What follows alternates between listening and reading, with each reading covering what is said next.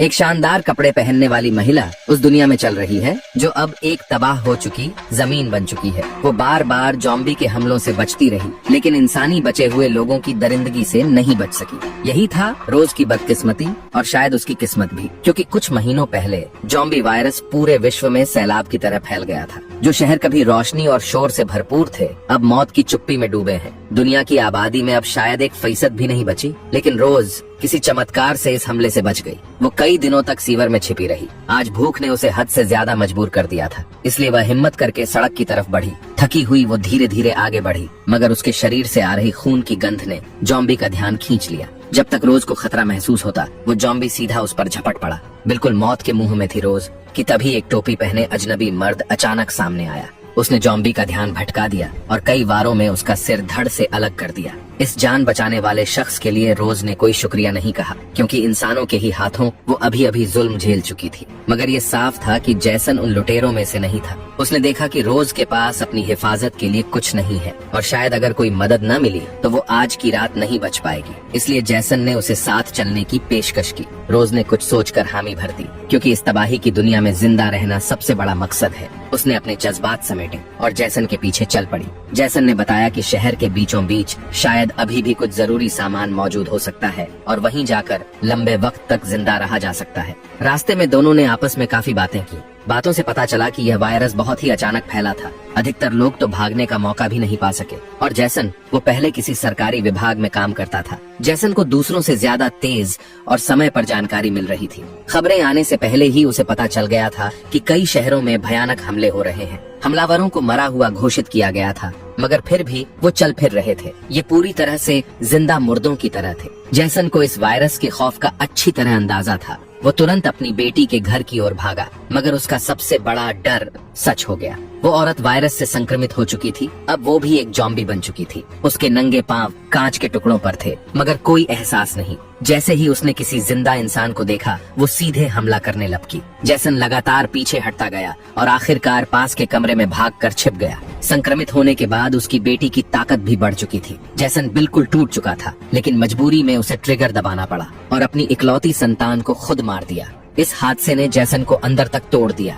उसने अपनी जान लेने का फैसला किया, लेकिन तभी देखा कि बंदूक में गोलियां ही नहीं बची थी। शायद किस्मत का यही इशारा था। जैसन ने खुद को संभाला, सामान उठाया और अकेला ही इस अनजान सफर पर निकल पड़ा। खुशकिस्मती से उसका पहला सामना जिस इंसान से हुआ वो था रोज। अगली सुबह रोज एक डरावने सपने से जागा तो देखा जैसन वहाँ नहीं था। अचानक उसके मन में एक अजीब डर समा गया, लेकिन कुछ ही देर में जैसन वापस आ गया। रोज खुद हैरान था कि सिर्फ एक दिन में वो इस आदमी पर इतना निर्भर हो चुका है। जल्द ही दोनों एक उजड़े हुए रिहायशी इलाके में पहुंचे। हर तरफ टूटी फूटी दीवारें और कमरे थे, जहां कहीं भी ज़ॉम्बी मंडरा सकते थे। जैसन कोशिश करता कि टकराव न हो, और जब होता तो उसकी 2 मीटर लंबी तलवार बाहर आ जाती। ये सब देखकर रोज का कलेजा कांप उठता, क्योंकि वो अभी भी इस बेरहम दुनिया का आदी नहीं था। ज़ॉम्बी से भरे रास्तों से बचने के लिए दोनों ने पहाड़ी रास्तों का रुख किया।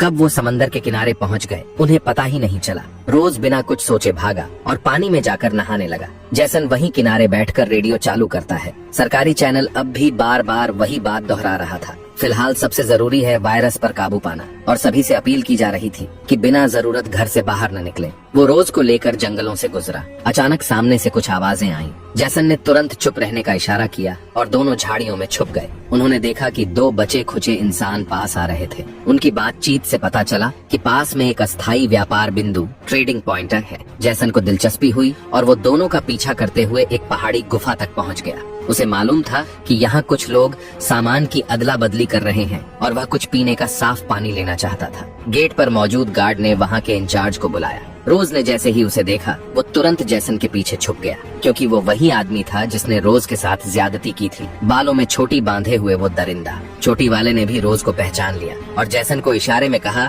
कि वह इस औरत के बदले सामान ले सकता है। जैसन ने बिना कुछ कहे अगला कदम उठाया। उसने चुपचाप बंदूक उठाई और छोटी वाले को गोली मार दी। इस घटना के बाद रोज ने खुद से लड़ना सीखने की ठान ली। जैसन ने भी पूरा सहयोग दिया। उसका एक ही मकसद था, रोज जल्द से जल्द ताकतवर बने ताकि वो खुद की हिफाजत कर सके। इसके लिए उसने एक जॉम्बी तक को बुलाया ताकि रोज उसे मारकर प्रैक्टिस करे। रोज ने भी उम्मीद से बढ़कर प्रदर्शन किया। शुरुआती डर के बावजूद उसने जॉम्बी को बेधड़क मार गिराया। इसके बाद उनकी राह एक पत्थर की दीवार से रुक गई। बीच में एक संकरा गड्ढा था जो थोड़ा खतरनाक लग रहा था। अगर वो पहाड़ चढ़ते तो बहुत ज्यादा ताकत लगती। जैसन ने आखिरकार तय किया कि वो गुफा के रास्ते सीधे निकलेंगे, मगर आधे रास्ते में उसकी टॉर्च बंद हो गई। अब लौटना मुमकिन नहीं था। दोनों ने चमकने वाली स्टिक ली और अंधेरे में रास्ता टटोलते हुए आगे बढ़े। जैसे ही वो गुफा के अंतिम हिस्से के पास पहुँचे, सामने की ओर एक परछाई दिखी। जैसन कुछ समझा और तेजी से दौड़ पड़ा। गुफा से बाहर निकलते ही उसने एक प्यारी सी छोटी लड़की को देखा। वो भागती हुई अपनी माँ के गले लग गई। उन दोनों के पास एक टोटेम पोल भी था। जैसन को ये नजारा कुछ अजीब लगा, मगर उसे एहसास नहीं हुआ कि पीछे से दो परछाइयां आकर उन्हें घेर चुकी हैं। अब जैसन और रोज दोनों बंदी बना लिए गए थे। उन्हें एक इलाकाई कैंप में ले जाया गया और अंदर बाहर से पूरी तरह डिसइंफेक्ट किया गया। उन कुछ अजनबियों ने फिर से उनका पूरा शरीर चेक किया, यह सुनिश्चित करने के लिए कि वे वायरस से संक्रमित न हों। जैसे ही दोनों लोग उस क्षेत्र से बाहर निकले, उनके सामने था एक साधारण सा बचे खुचे लोगों का शिविर। पूछने पर पता चला कि इस जगह को गार्डन यानी बगीचा कहा जाता है और इसे एक दाढ़ी वाले व्यक्ति हेडन ने धीरे धीरे खड़ा किया है। यहाँ लोग सब्जियाँ उगाकर और शिकार करके जीवित रहते हैं। चारों ओर के प्रवेश द्वारों पर पहरेदार तैनात हैं जो बारी बारी से अपनी ड्यूटी निभाते हैं। जो भी लोग यहाँ रहते हैं वे एक दूसरे को परिवार मानते हैं। जैसन और रोज की कहानी सुनकर हेडन ने दिल से उन्हें आमंत्रण दिया कि वे यहीं बस सकते हैं। हालांकि जैसन को अभी भी इस जगह को लेकर बहुत संदेह था। इसके उलट रोज को यहाँ बहुत अच्छा लग रहा था। रास्ते में उसने कई खूबसूरत लड़कियां देखी जिनकी उम्र उससे मिलती जुलती थी। खास तौर पर एक सुनहरे बालों वाली लड़की बहुत गर्मजोशी से पेश आई। उसने खुद रोज के लिए एक आरामदायक टेंट तैयार किया। दोपहर का खाना खाने के बाद जैसन रोज के पास आया और अपना प्लान बताया। जैसे ही अंधेरा हो, दोनों को ये जगह छोड़ देनी चाहिए, मगर रोज ये समझ नहीं पा रहा था। उसे तो यहाँ रहना ही बेहतर लग रहा था। न तो उसे हर वक्त जॉम्बीज से लड़ना पड़ता, न ही इंसानों की चालबाजी से। जैसन का मानना था कि यूटोपिया जैसी किसी चीज का वजूद नहीं होता। जहाँ सब कुछ सुंदर लगे वहाँ जरूर कोई खतरा छिपा होता है। लेकिन रोज ने फिर भी जैसन से कहा कि कम से कम कुछ दिन रुककर इस जगह को पूरी तरह समझने के बाद कोई फैसला लें। उसी रात हेडन ने डिनर हॉल में एक भाषण दिया जिसमें वह भाईचारे, शांति और प्रेम की बातें कर रहा था। जैसन को ये सब दिखावा लगा, जबकि रोज पूरी दिलचस्पी से सुन रहा था। वो जल्दी ही वहाँ की कुछ महिलाओं के साथ घुल मिल गया। रात होते होते जब रोज टेंट में सोने जा रहा था, जैसन ने उसे एक तरफ खींचा। वो रात के अंधेरे में वहाँ से निकल जाना चाहता था, मगर रोज अब इस जीवन में रम चुका था और जाने को कतई तैयार नहीं था। दोनों में तीखी बहस हुई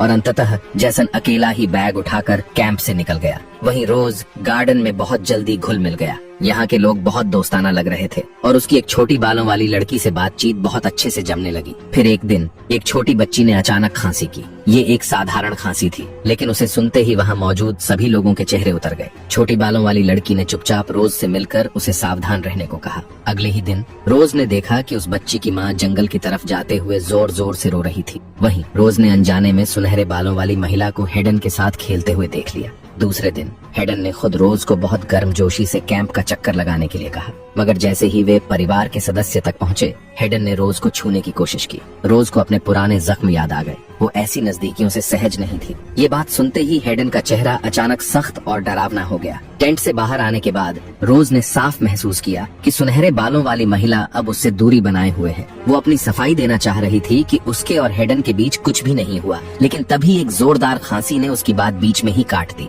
उसी रात उसकी दोस्त छोटे बालों वाली लड़की चुपके से रोज के टेंट में आई। उसने चेतावनी दी कि उसे जल्द से जल्द ये जगह छोड़ देनी चाहिए, मगर जैसे ही वो मुड़ी, सामने खड़ी थी सुनहरे बालों वाली महिला। अगले ही पल किसी ने उसका सिर पीछे से दबोच लिया और खींचते हुए बाहर ले गया। रोज को भी उसी तरह घसीटकर प्लास्टिक के एक टेंट में बांध दिया गया। अब सब साफ था। हेडन, जो ऊपर से एक सभ्य नेता दिखता था, वास्तव में इन सभी औरतों को अपने निजी हरम का हिस्सा बना चुका था। रोज और छोटी बालों वाली लड़की दोनों ने ही उसका विरोध किया था, इसलिए अब वो खतरे में थी। खास तौर पर रोज, जिसने हाल ही में खांसी की थी, शायद वायरस से संक्रमित भी हो सकती थी। रोज को उस बच्ची की याद आई जिसने पहले खांसी की थी। उसने पूछा, उसका क्या किया? सुनहरे बालों वाली महिला ने जिप खोली और एक जली हुई लाश दिखाते हुए कहा, तुम दोनों भी जल्द ही ऐसे ही बन जाओगी। ये सुनकर रोज का खून खौल उठा। गार्डन, जो बाहर से जन्नत दिखता था, असल में एक नर्क था जहाँ शैतान इंसानों के भेस में घूमते थे। उधर जैसन जो अकेले बाहर सफर कर रहा था, उसे अचानक लगा कि कोई उसका पीछा कर रहा है।